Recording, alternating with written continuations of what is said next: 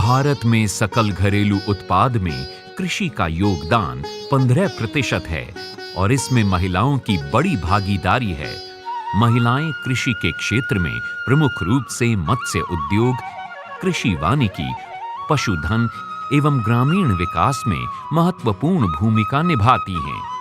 कृषि में महिलाओं की भूमिका पर अनुसंधान की जरूरतों को महसूस करते हुए भारतीय कृषि अनुसंधान परिषद ने केंद्रीय कृषि रत महिला संस्थान यानी CIWA की स्थापना भुवनेश्वर, उड़ीसा में की। कृषि रत महिलाओं की आवश्यकता और गृह प्रबंधन की दिशा में अनुसंधान करना। ये संस्थान कृषि रत महिलाओं के लिए लगातार उन मुद्दों पर अनुसंधान करता रहा है जो सीधे महिलाओं को प्रभावित करती हैं। देश में जो भी महिलाओं के अनुसार जो भी योजना बने, कार्यशैली बने, उसकी देखरेख करने के लिए ये एक ही हमारे यहाँ अनुसंधान केंद्र है।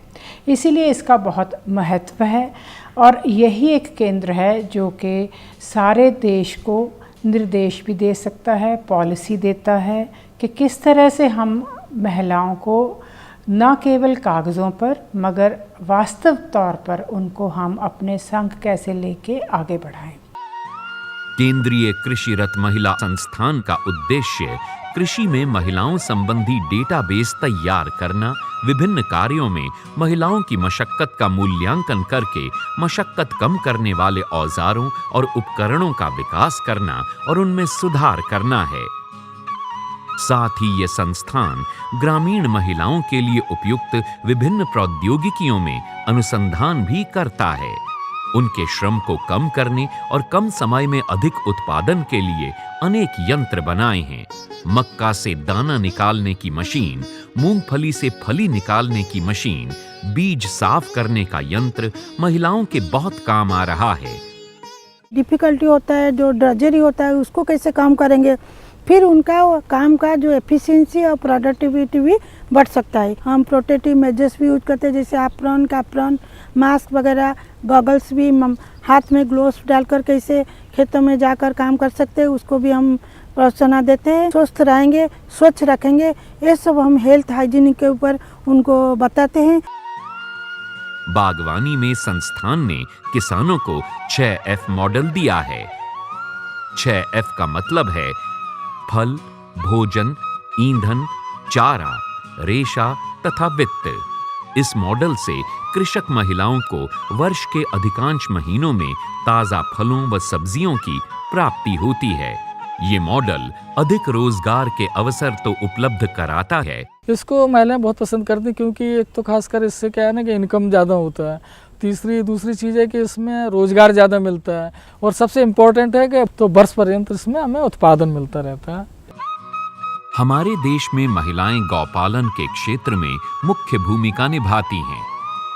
संस्थान में एक ग्रास कैफेटेरिया बनाया गया है जिसमें करीब 30 विभिन्न प्रकार की चारा फसलों को प्रदर्शित किया गया है। पशुपालक महिलाओं में चारा उत्पादन की आवश्यकता एवं उपयोग का प्रशिक्षण भी दिया जा रहा है। 30 किस्म का चारा लगाया गया जो कि बहुवर्षीय घास है। किसान भाई और महिलाओं सब आते हैं यहाँ से निःशुल्क चारा या घास का प्लांटिंग मेटेरियल लेके बाहर लगाते हैं। उनका दुग्ध उत्पादन बढ़ता है और इसमें जब बहुत घास होता है उनका दाना का लागत कम होता है। संस्थान ने महिलाओं को मुर्गी पालन के लिए उन्हें उन्नत नस्ल की मुर्गियां उपलब्ध कराई हैं। संस्थान ने वैज्ञानिक विधि द्वारा खान-पान, घर की व्यवस्था और टीकाकरण का प्रशिक्षण दिया है। इसका सुखद परिणाम ये आया है कि महिलाओं के लिए मुर्गी पालन एक वैकल्पिक व्यवसाय बन गया है और महिलाओं को सशक्तिकरण का सबक सिखा रहा है। महिला जब इसको रखे हैं तो उनको 8-10 मुर्गी से 4-5 महीना में 2 से 2.5 हज़ार रुपया का फ़ायदा हुआ है और उससे उनका जो घर का खर्च, जो बच्चों का एजुकेशन हो या कोई मेडिसिनल ट्रीटमेंट है, उसको आराम से वो निभा सकते हैं। संस्थान के प्रयासों से मछलियों के प्रसंस्करण के दौरान प्राप्त अपशिष्ट को सरल विधि के द्वारा साइलेज में परिवर्तित करके उनका मूल्य संवर्धन किया जा रहा है।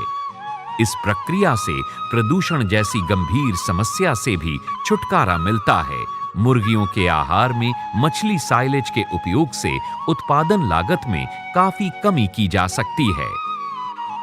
केंद्रीय कृषि रथ महिला अनुसंधान संस्थान किसान और कृषक महिलाओं को रासायनिक उत्पादों और पदार्थों से परिचित कराने की दिशा में भी अहम काम कर रहा है। टिकाऊ कृषि का विकास पुरुषों और महिलाओं के बीच साझेदारी के बिना हासिल नहीं किया जा सकता। ये दोनों गाड़ी के पहियों की तरह हैं और एक साथ ही वे प्रगति की दिशा में बढ़ सकते हैं।